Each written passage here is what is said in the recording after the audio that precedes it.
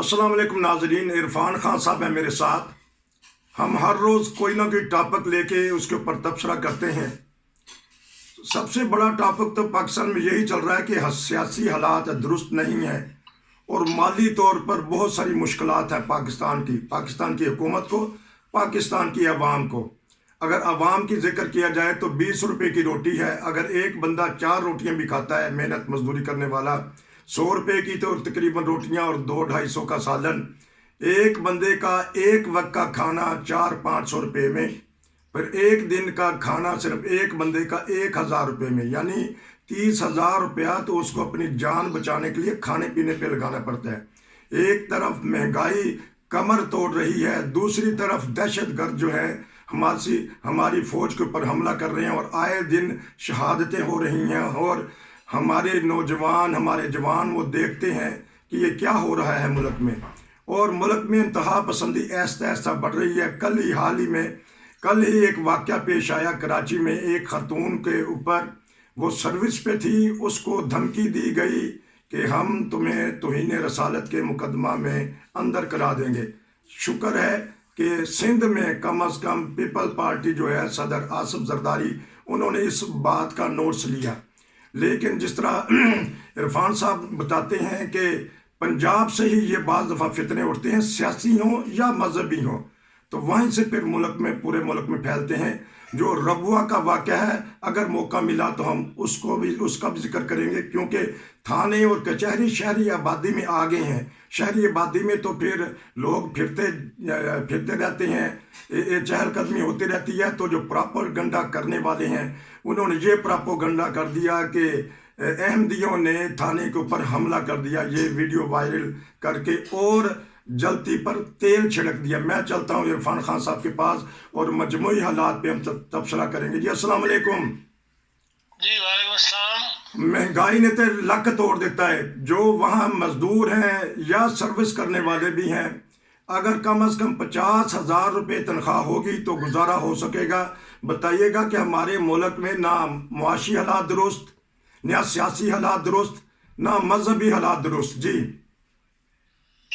देखें, पाकिस्तान जो है वो एक लंबे अरसे से, क्योंकि सियासी अदम इस्तेकाम है मुल्क के अंदर, और उसकी वजह से हर चीज़ जो है वो मुतासर हो रही है, माशी तौर पे भी। और इन हालात के अंदर जो पैदा हो रहे हैं, जब भी अनरेस्ट होगा, चाहे वो माशी अनरेस्ट हो, चाहे वो नज़्म ज़ब्त का मसला हो या सियासी अदम इस्तेकाम हो, जो लोग पाकिस्तान को कमज़ोर करना चाहते हैं, वो ताकतें जो है वो फिर एक्टिव हो जाती हैं।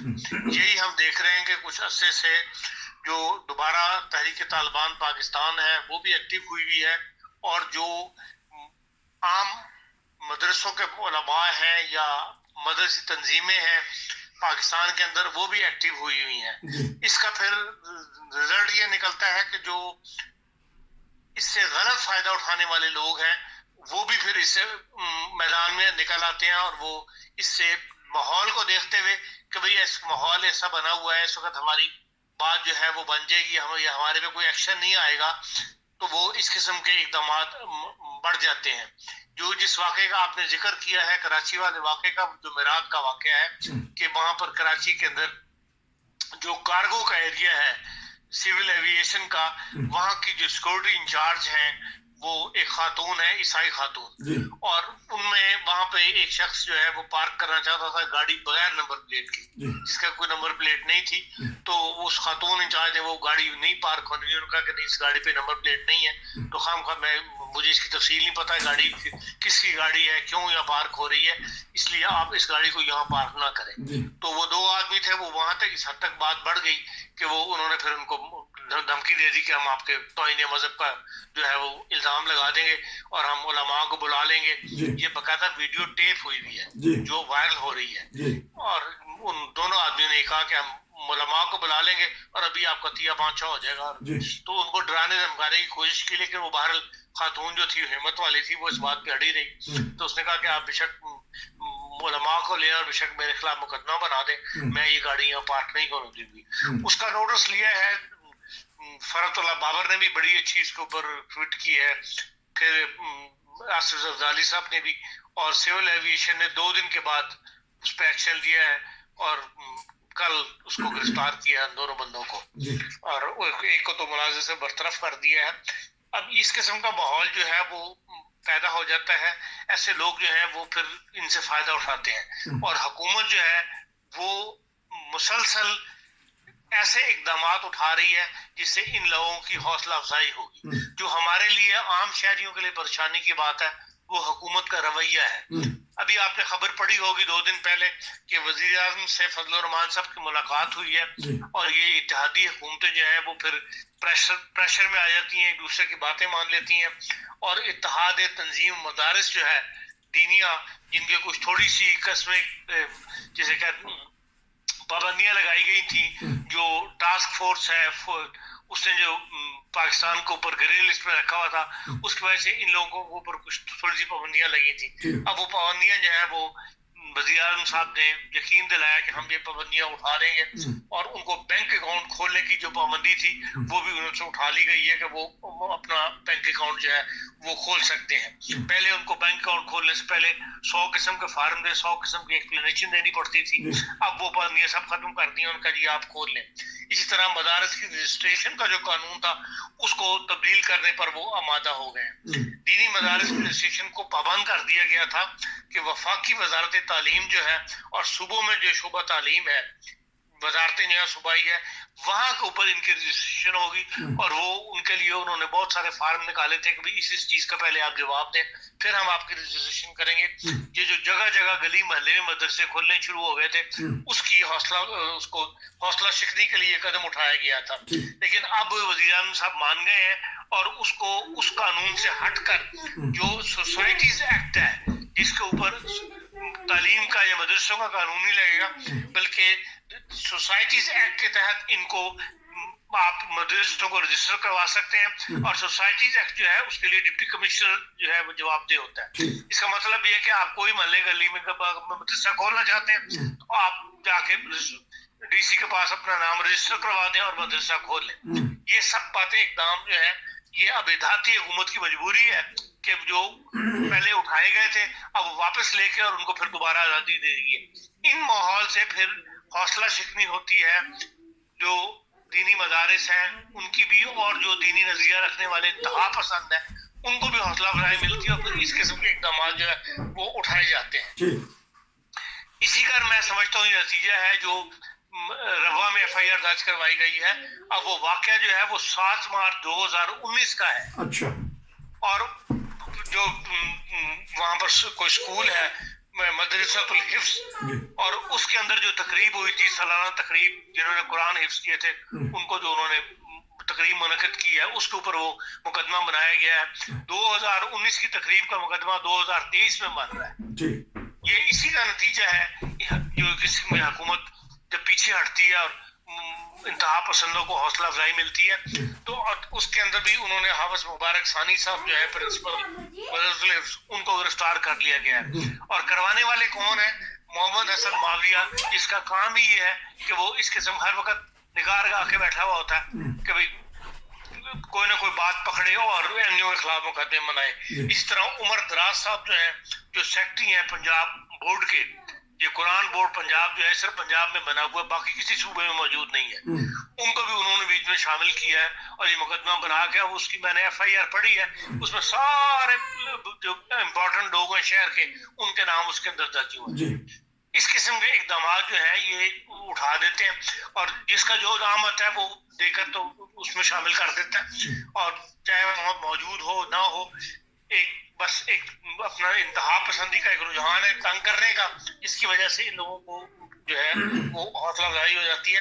تو حکومت اصل میں تو جواب دہ حکومت ہے. جو بات آپ نے شروع میں کی تھی, چاہے وہ مہنگائی ہو چاہے وہ انتہا پسندی ہو, ان سب کے لیے حکومت جو ہے وہ ناکام ہے, چاہے وہ عمران خان کی حکومت تھی چاہے وہ موجودہ حکومت ہے. آپ معاشی طور پر بھی ختم ہو رہے ہیں, اور اس کی وجہ یہی ہے کہ بھئی آپ سیاسی عدم استحکام کا شکار ہیں, اس سے تمام جو ہے یہ جڑیں پھوٹتی ہیں, شاخیں نکلتی ہیں, اور ان کی وجہ سے آپ مسلسل ایک تنزل کا شکار ہے, پاکستان کا معاشرہ بھی, پاکستان کی حکومت بھی اور سوسائٹی بھی. جی تو ہمارے میڈیا کو کیا ہو گیا کہ وہ غلط پراپوگنڈا کرتا ہے. آپ نے بھی وہاں نوجوانی کے دن گزارے ہیں, ویسے بھی انٹرنیشنل سطح پر یہ جو ہماری تنظیم ہے یا جماعت احمدیہ یہ پرامن ہے؟ میڈیا جو ہے وہ میڈیا نہیں رہا جو پہلے پاکستان جو صحافت کرنے کی غرض تھی، یہ صحافت کا جو اصل اصول ہے اس کے اوپر میڈیا قائم نہیں رہا. اب تو ایک سند بن گئی ہے یہ بھی. میڈیا تمام جتنے بھی اخبارات کے مالک ہیں یا ٹی وی کے مالک ہیں وہ سب الیکٹرانک پرنٹ میڈیا سب پیسے کمانے کے چکر میں جہاں سے ان کو زیادہ پیسہ ملتا ہے وہ اقدام اٹھاتے ہیں، اسی بات کو وہ زیادہ اچھالتے اور شور کرتے ہیں. آپ اکثر پڑھتے رہتے ہیں کہ بھئی کس طرح لفافائزم پاکستان میں صحافت کے اندر چل رہا ہے. ابھی بھی 2 دن پہلے ایک ویڈیو وائرل ہو رہی تھی جو ٹی وی اینکر کو جہاز کے اندر مارا ہے لوگوں نے کہ بھئی اس نے اس قسم کی باتیں کی ہوئی ہیں جو لوگوں کو ناپسند تھی. تو اس لیے ہر کوئی حقیقت کی بات یا سچ کی بات نہیں کر رہا، ایک دوسرے کو فیورزم کر رہے ہیں اور اس فیورزم کی جو ہے پیسہ چل رہا ہے، جس کی وجہ سے پورا کا پورا معاشرہ جو ہے وہ بگاڑ کا شکار ہے. کیونکہ ہر ایرا گیرا نتھو خیرا، وہ کل کی جو ایک ویڈیو کسی نے جاری کر دی کہ احمدیوں نے تھانے پر حملہ کر دیا تھانہ، لیکن کبھی یہ سوچ سکتا کوئی احمدی کہ وہ قانون کو اپنے ہاتھ میں لے گا؟ کیونکہ آپ نے نوجوانی وہاں ماشاءاللہ گزاری ہے اور ویسے بھی آپ کا تعلق رہا ہے پوری دنیا کے احمدیوں سے یا ویسے سیاسی حالات سے، تو یہ پراپوگنڈا کیا جا رہا ہے، اس کے بارے میں بتائیے گا، اس کا کنڈیم کیجیے گا، بتائیے گا ہمارے پلیٹ فارم سے.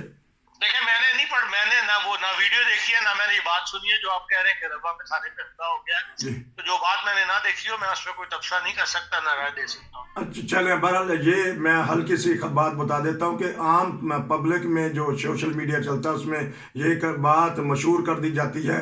خان صاحب نے اس کی بیک گراؤنڈ بتا دی کہ کب سے یہ تقریب ہوئی تھی وہاں جنہوں نے قرآن پاک حفظ کیا تھا، وہاں پروگرام ہوا تھا. آج ان کو ابال آیا ہے 2023 میں. لیکن کیا بات ہے کہ پرویز الہی تو صرف نکاح فارم میں ایک فقرہ درج کرنے سے وہ کہتے ہیں اسلام آ جائے گا.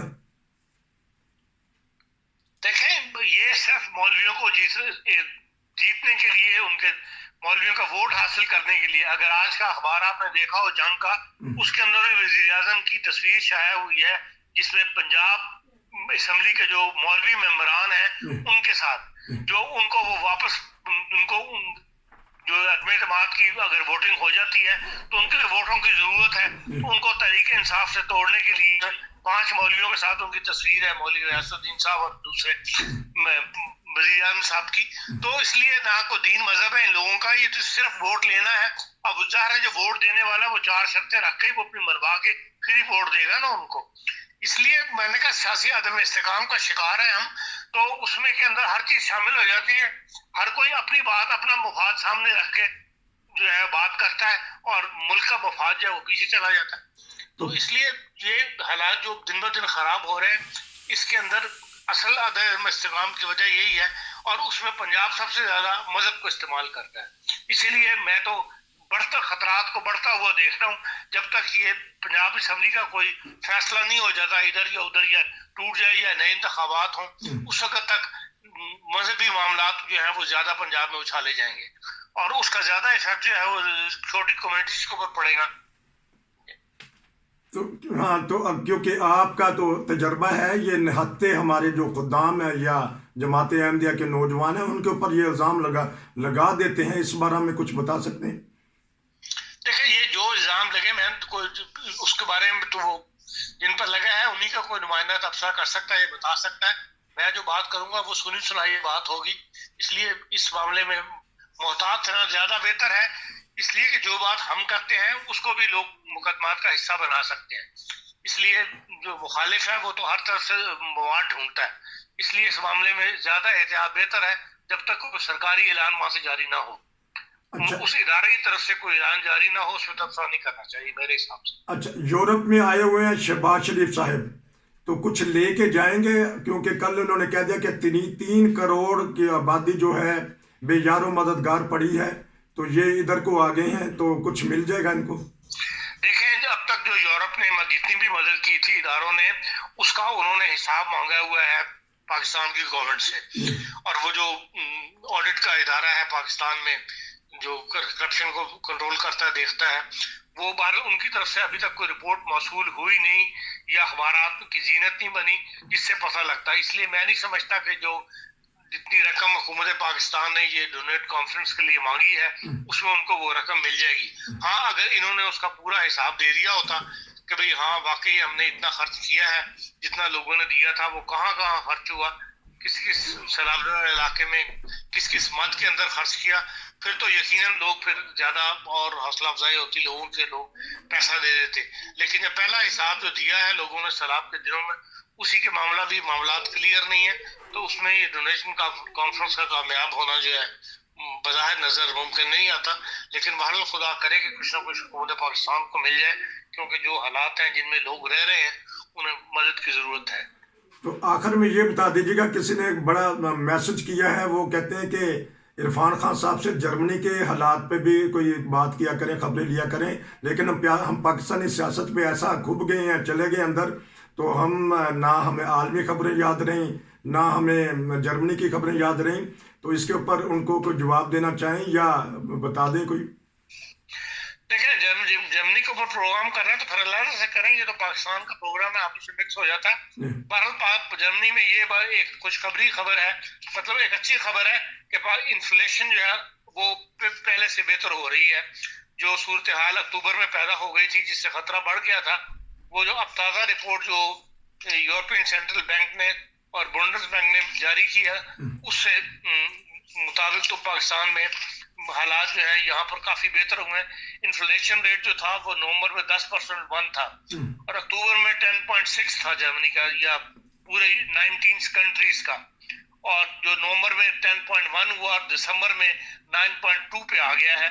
और अब 1 जनवरी से क्रोएशिया जो है वो भी यूरो करेंसी जो है वो इस्तेमाल शुरू कर दिया उसने। तो यूरोपियन सेंट्रल बैंक जो है उसने कहा है कि हमारा टारगेट ये है कि हम 2% के ऊपर इन्फ्लेशन रेट जो है वो ले आए, और उन्हें उम्मीद है कि ये जल्दी इसमें कामयाब हो जाएंगे और आइंदा चंद महीनों तक इन्फ्लेशन रेट जो है वो 2% पर आ जाएगा। जो खतरा पैदा हो गया था कि भाई इन्फ्लेशन रेट बढ़ना शुरू हो गया और कंट्रोल से बाहर हो रहा है, उससे ये था कि महंगाई बहुत ज्यादा बढ़ जाएगी। तो ये इसी तरह जो एनर्जी सेक्टर है उसकी प्राइसेस भी हैं, जो अक्टूबर में 41% हाई चली गई थी वो, और नवंबर में 34% पे आई, और अब दिसंबर के अंदर वो 25%, 7% पे हाई आई हैं जो एनर्जी की प्राइसेस थी। तो इस लिहाज से वो कह रहे हैं कि हमारी डायरेक्शन जो है वो सही है और हम इंशाल्लाह अपने हालात पे जल्द है वो काबू कर लेंगे। और फूड प्राइसेस जो है वो दिसंबर में 13.8% हायर हुई है, उनका दिसंबर 21 से की निस्बत जो है वो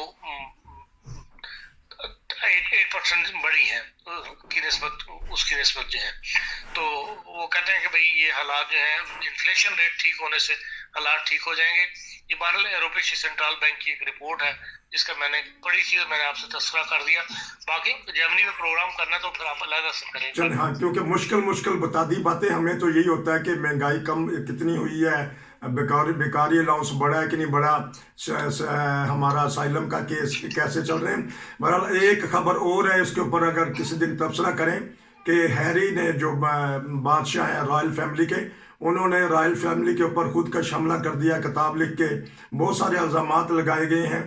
अगर हम कोशिश करेंगे कोई ऐसे तबसरा करने वाले आ जाएं जो इसके ऊपर नाज़रीन को बताएं कि बात क्या है, क्योंकि जर्मनी की जो अखबारात हैं भरे पड़े हैं इस बयान के ऊपर जो हैरी ने दिया है, जो चार्ल्स के छोटे बेटे हैं।